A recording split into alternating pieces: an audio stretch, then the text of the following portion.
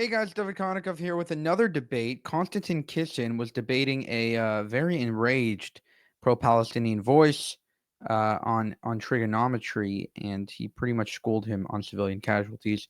Check it out. One point. How many civilians do you think Hamas killed on October 7th? Because you keep saying you're against targeting civilians, but it also sounds like you don't think they killed any civilians.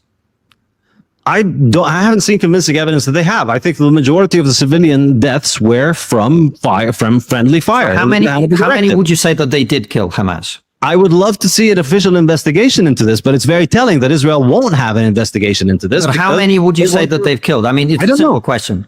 I don't know. I don't know. Well, I haven't done an investigation, but I'd like to see one. And I think it's very telling that they won't do one. No, but that's not answering my question, right? That girl whose dead body we saw being driven off in the back of a truck, was she killed by Israeli forces? No. So that's one. That's one that we can say was definitely killed by Hamas, okay? Yeah. Right. How many more do you think were probably killed by Hamas?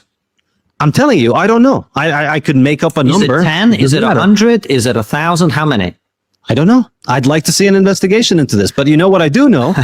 But you're absolutely certain about Hamas figures about how many Palestinians have been killed, right?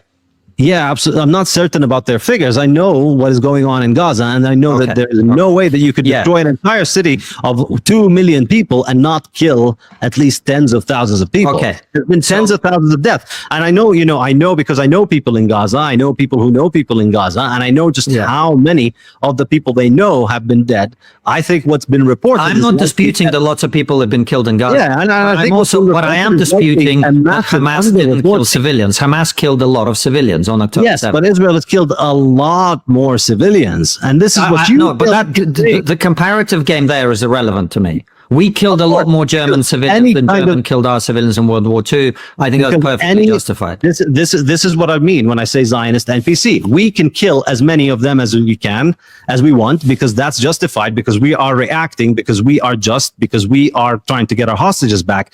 Nothing they do is justified. It's not. It only. I actually think he made Israel's argument perfectly there.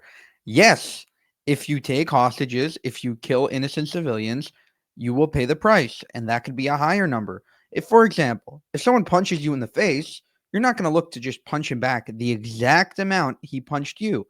No, you're going to look to take him out.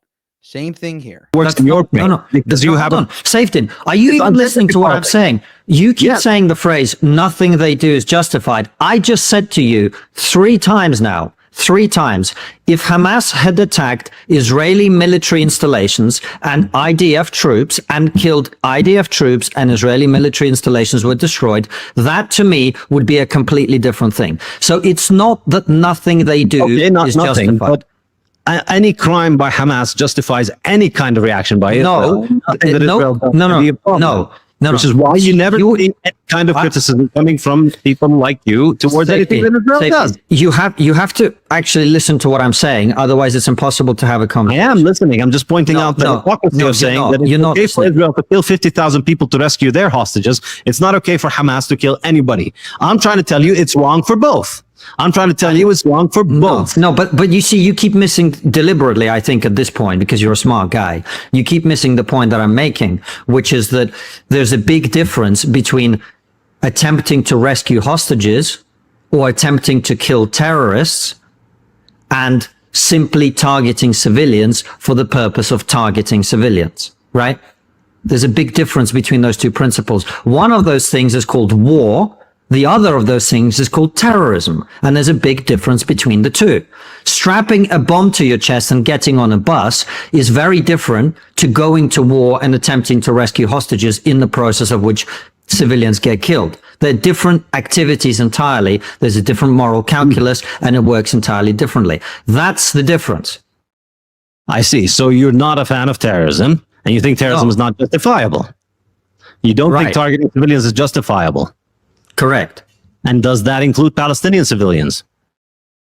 It includes any civilians anywhere, including, by the way, for example, I'm Russian, my wife is Ukrainian, I have lots of family in both countries. I have been very outspokenly pro-Ukrainian throughout the entire conflict. I do not support killing Russian civilians in retaliation to what Russia is doing in Ukraine. Nor do I support, obviously, Russia killing Ukrainian civilians, right?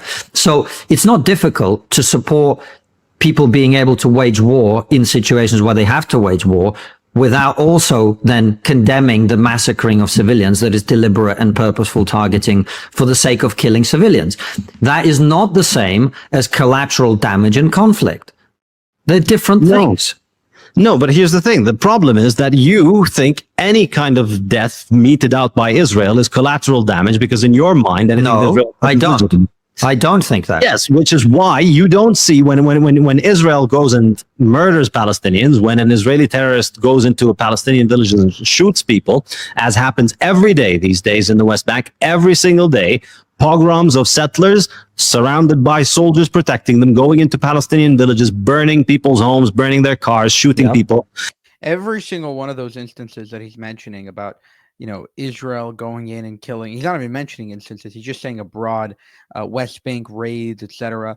Those are all talking points that almost every single time you go to the cases and you see exactly what happened. There was a terrorist or there was suspicion of terrorism.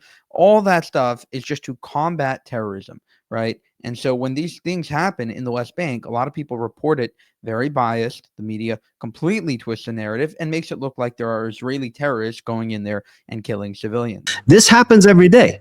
You don't say anything about it. You don't condemn it. You don't think it's a problem. You don't if you talk want me to about condemn why it. I will happily look. I don't want you to condemn it. I don't want you to let me respond. You gotta let me respond. Right? You made the point. You got to let me respond. So, as I said to you, I don't talk about this issue publicly because it's not an area of expertise of mine. If anyone asks me about the West Bank, I can tell you what my understanding of the West Bank is. I don't like a lot of the things that are being done in the West Bank. All right, so obviously I disagree with Konstantin here, but he made some good points. It's like, if you're going to say that Israel is killing civilians, show me proof. Show me proof that Israel is deliberately killing civilians. And if not, then you have no argument. And just the idea that civilians die in war is collateral damage. It's not nearly as condemnable and disgusting as what Hamas has done, did and continues to do on October 7th and beyond that. For more, subscribe to the channel. If you want to help us make more of these videos, you can go to buymeacoffee.com/JewishUncensored. Thank you and have a good one.